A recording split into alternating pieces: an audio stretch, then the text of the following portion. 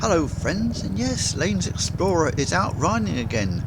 This is the first time I've been out since New Year's Day, and it's now almost the end of February, and we just haven't had 2 dry days in a row. But today it's dry-ish, and the sun was out, although rather low in the sky, which isn't my ideal. But in fact, you'll notice that there's a fair bit of wet around, and also some flooding, but there's also ice at the edges of the roads and sometimes in the middle where the sun hasn't penetrated, because the temperatures is still only just, we had frost overnight and the temperature's only just at 1 degree, if that, and my little fingertips were starting to get a little bit cold towards the end of this ride. Now this is only around local roads, but I just felt I needed to get out and reacquaint myself with the left-hand change on the gears. I still haven't really got to grips with it. I still think that a right-hand gear change is the ideal for us on British roads. I know if you're riding on the other side of the road, then the left-hand gear change probably makes more sense. But I don't know, perhaps it's just that I've got so used to riding with a right-hand gear change. It's very hard for me to change. I can't teach an old dog new tricks, can you? Obviously not in my case. I'm sure you can all swap from one side to the other. I can't do things like that. But anyway, here we are on this ride, and very nice it is too, I must say. It's lovely to be out riding again, and it's quite nice to have a break and then get back on the bike again, and you think, oh yes, this is what motorcycling is about.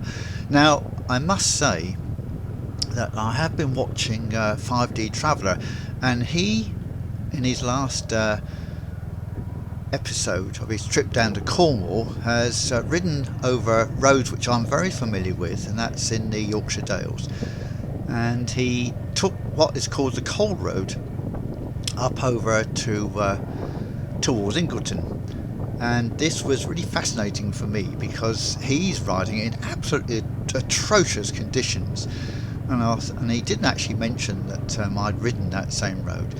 So I thought I'll reacquaint myself with that ride that I did. In fact, a few of them over that way back about a year ago, April I think it was, April of 2023. And so I rewatched it, and I thought, oh yes, it was a absolutely perfect day for riding. There was hardly any wind, and the sun was high in the sky by then. It's April. So thinking about it now, I think probably as March gets on, I should be doing far more riding, because hopefully we will get dry days, surely. Now over the winter period, all this months we've had of rain, the roads have got into a terrible state of potholes. I can't believe it. But I was surprised too how well and this is Spitfire actually, the Rebel Red Hunter, how well it rides the poor roads. Now I'd forgotten that. I know when I first got the Hunter, my first Hunter, which was the Rebel Red one, I was amazed compared with the Meteor how well it was responded to poor road surfaces. I always felt the Meteor back end was very solid, but no, this one isn't, so I really enjoyed it. And yeah, so I'm a bit wary since I took my New Year's Day dip in the slurry about avoiding the mud and debris at the side of these roads that I'm riding. I seem to be riding on the right hand side of the road most of the times here. But anyway, it's good to be back riding again, I must say. And although I have to say, once 2 days of dry weather, I thought, oh, perhaps spring's with us already. Well, but there are some lovely snowdrops along the side of the verges, as you can see there. But then we get, yes, a whole day of rain, and again this morning it's looking pretty iffy. So a lot of housing's gone up just here. It's horrible. This was a farmer's field stuck up all these homes. I suppose people have to live somewhere, don't we? Of course we do. But not sure. Lovely little village, but whether there's no shop here, so whether it can support all that, people have to travel in somewhere into to Carnforth or Lancaster to get their necessities. Lovely little village green here.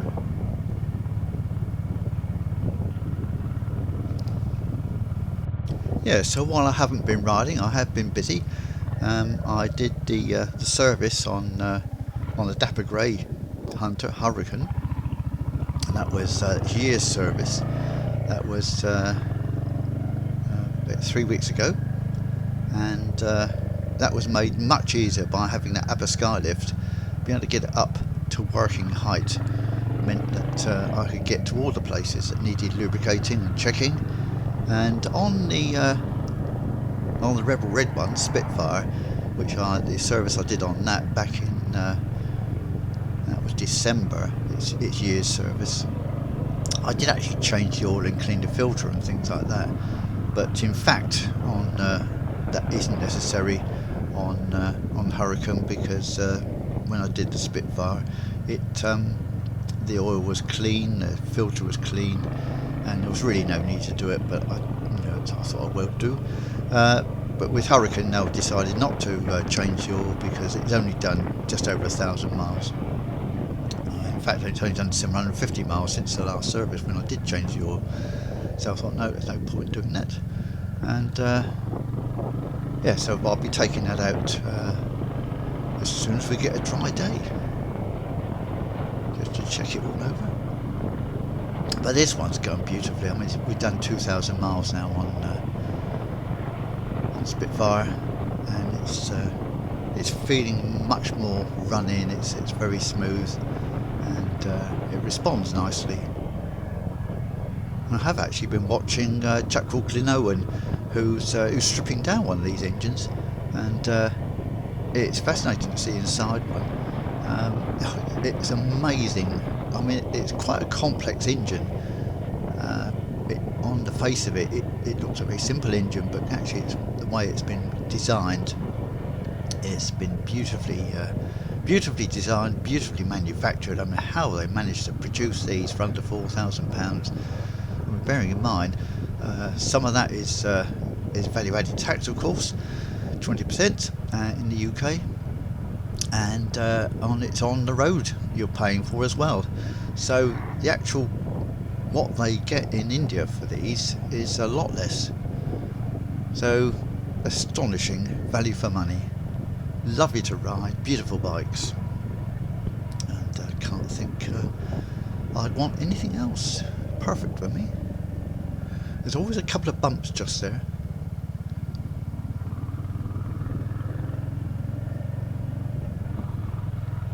Yeah, it's nice to watch this back over again and enjoy this ride again without worrying about the ice. Now I know I've got back right, not come off.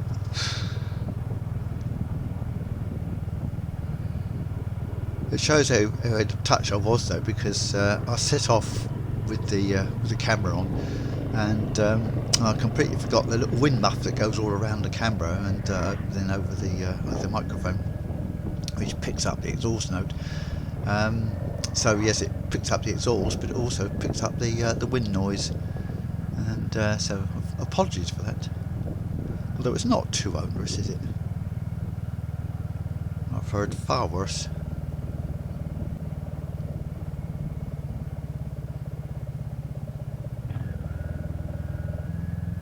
Yeah, I've been watching quite a few rather nice YouTube videos from our friends, and whilst I'm here, and I'm not quite sure when he will announce it, but my very good friend Dave, that's Mercia Moto, has actually reached his 1,000 subscribers. So congratulations, Dave! Just amazing. You've shot up from 750, which was only a few months ago. You've been producing some wonderful videos, and what I've really been enjoying, especially, is the ones in the Highlands, on Skye and in the Highlands. Really good because you're on your scram, and your friend Paul, Tall Paul, on his white and blue Hunter, and who did that swap of the two bikes, so you both had to go on one another's bikes, and that was interesting.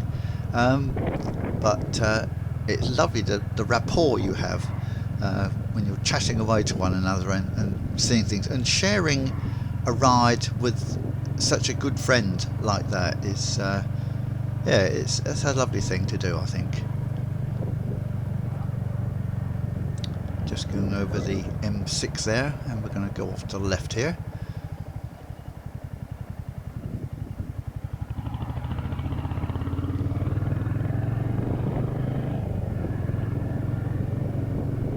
We're heading into the sun, that's why you're going to get some reflection of the mirrors, unfortunately, up on the top left there.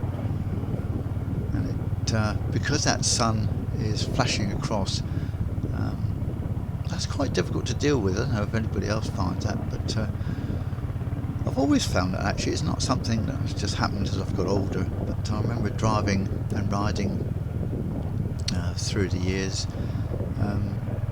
sun flashing between trees, that stroboscopic effect of it, and most people find that annoying, I think.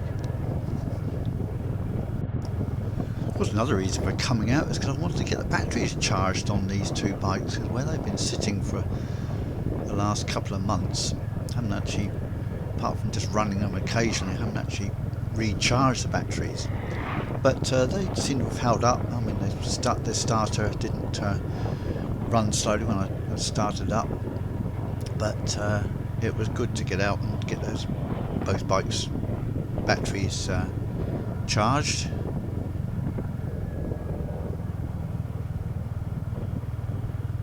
I do have a little trickle charger, but I decided not to bother, just give it a run. So hopefully spring will soon be with us, and then we can really enjoy some lovely dry roads and a bit of warmth. Although, was it cast not a cloud till May is out? That's certainly true in the north of England. It's certainly much colder up here. But drier over on the other side of the Pennines, because I've just been watching Nick.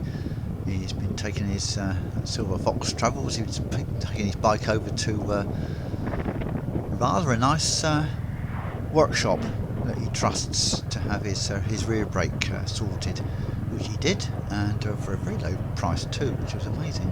So if you can find a good independent workshop like that, it's well worth supporting. It saves all the hassle of bending down and trying to sort it for yourself. And not everybody wants to, do they?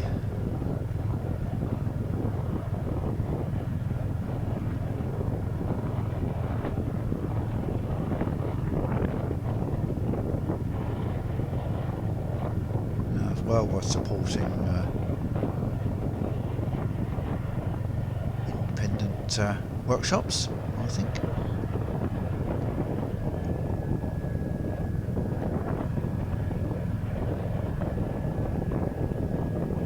Yeah, this chap Glyn Owen, he's stripping this J series engine, 350 engine down, and he was saying that in India some of these bikes have done 50,000 kilometres without any need to do any work to them at all. And he was saying that the fuel injection system is fantastic, that they don't give any problems. It used to be the case that he was fiddling a bit with carburation and stuff like that on older bikes. So yes, I mean the modern bikes are very reliable, aren't they? Seem to be, some of them, most of them I expect.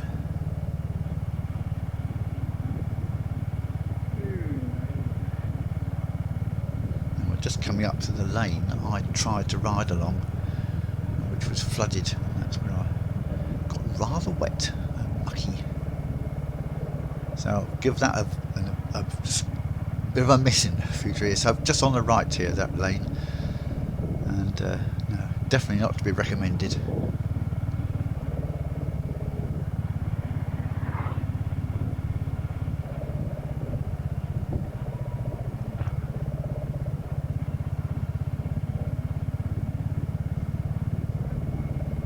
Just notice here there's been a fair bit of flooding down here.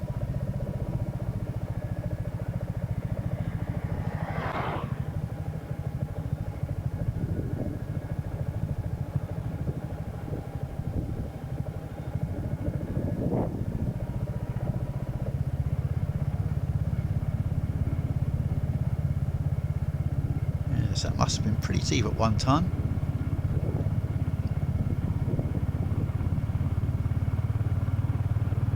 I hope you've enjoyed this little short run in the sunshine and on dry-ish roads. But roll on those lazy, hazy summer days, eh? I shall not complain if it gets rather hot. I shall enjoy it. Even relish it, in fact. Get some vitamin D. So, bye for now. Thanks for watching this one, and see you again soon, I hope, on some dry roads.